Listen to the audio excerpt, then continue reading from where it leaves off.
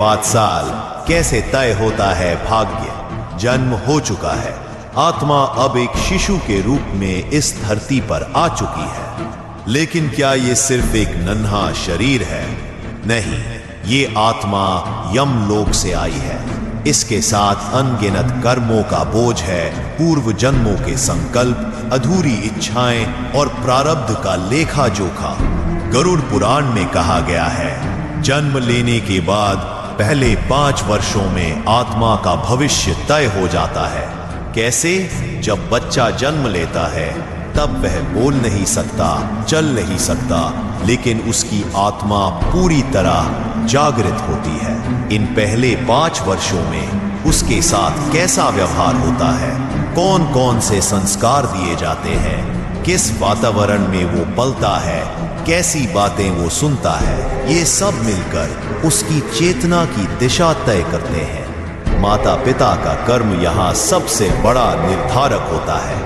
एक माँ की कोख में पलने वाली आत्मा जन्म के बाद माँ के शब्द, पिता के भाव, घर के संस्कार सबको अवचेतन रूप में आत्मसात करती है। गरुड़ पुराण कहता है, जैसे बीज बोया जाए वैसा ही वृक्ष फलता है, वैसा ही बाल अवस्था में दिए गए संस्कार पूरे जीवन का मार्ग तय कर देते हैं। इसलिए कहा जाता है, पहले 5 वर्ष तक शिशु को केवल प्रेम, संस्कार और धार्मिक वातावरण देना चाहिए। अगर इन वर्षों में उसे भय, क्रोध, कलह या उपेक्षा मिली तो उसकी आत्मा पर वो छाप रह जाती है और वही छाया उसके भविष्य को ढालती है।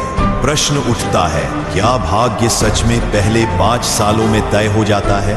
गरुड़ पुराण कहता है, हाँ, क्योंकि यही वो समय है जब आत्मा अपने शरीर से एकात्म हो रही होती है।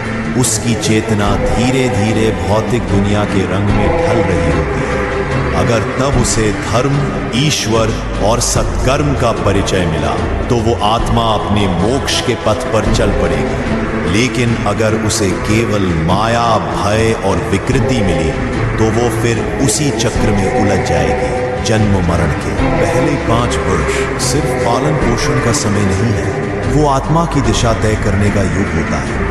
इसीलिए सनातन परंपरा में अन्नप्राशन, नामकरण, मुंडन, विद्यारंभ जैसे संस्कार पहले 5 सालों में कराए जाते हैं। इनका उद्देश्य सिर्फ सामाजिक नहीं बल्कि आत्मिक होता है। गरुड़ पुराण हमें चेताता है, जिसने पहले 5 वर्ष गवा दिए उसने अपने भाग्य का मूल बीज खो दिया।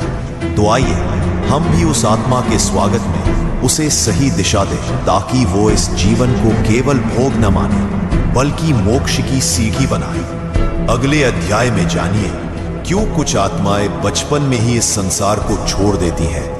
क्या वह केवल दुर्भाग्य है या कोई गहरा कर्म सूत्र?